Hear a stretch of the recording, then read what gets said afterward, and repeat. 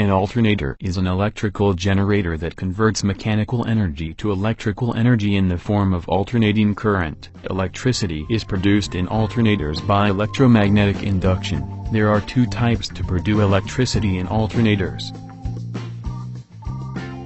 Type 1, rotating magnetic field with a stationary armature. Type 2, a rotating armature with a stationary magnetic field. Most alternators use a rotating magnetic field with a stationary armature. Now we are going to see the functioning of Type 1 alternator.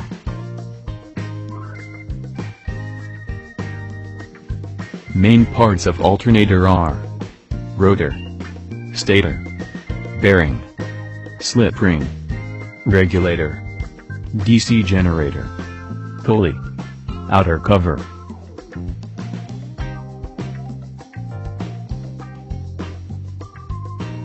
Rotor produces a rotating magnetic field.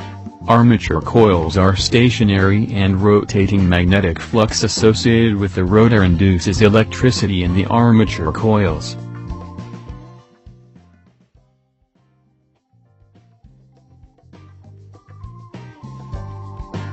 Kind of rotor shown here is known as salient pole rotor.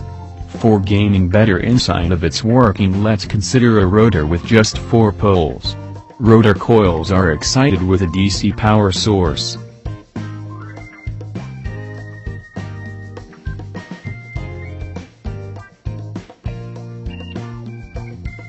The rotor is made to rotate by a prime mover. This makes the rotor flux also rotate along with it, at the same speed.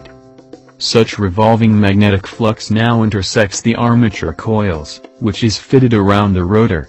This will generate an alternating electromagnetic force across the winding.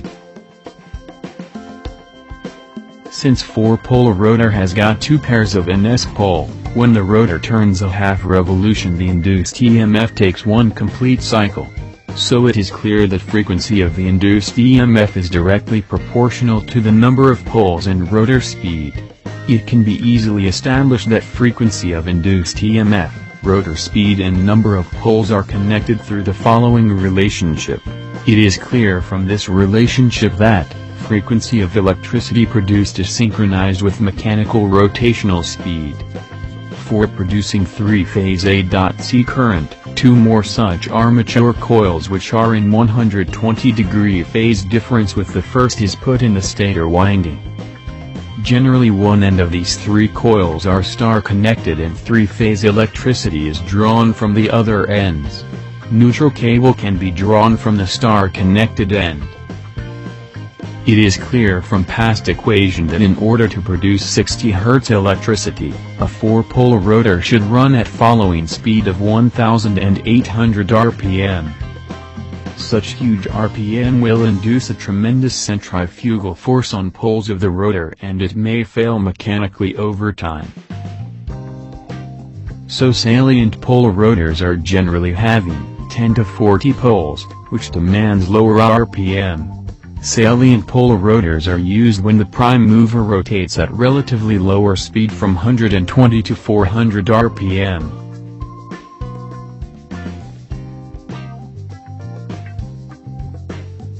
Pole core is used to effectively transfer magnetic flux, and they are made with fairly thick steel lamina. Such insulated lamina reduces energy loss due to eddy current formation. DC current is supplied to rotor, with a pair of slip rings. This is the reason why a rotating magnetic field approach is used in alternator. If rotating coil method were used, slip rings have to fit it along with the armature coils in order to collect electricity. But transferring such high voltage electricity with slip ring is rather impractical. It is quite possible to transfer low voltage DC excite current with slip rings. This DC current is supplied either from an external source or from a small DC generator which is fitted on the same prime mover. Such alternators are called self-excited. With variation of load generator, terminal output voltage will vary. It is desired to keep the terminal voltage in a specified limit. Automatic voltage regulator helps in achieving this. Voltage regulation can be easily achieved by controlling the field current. If terminal voltage is below the desired limit, regulator increases the field current.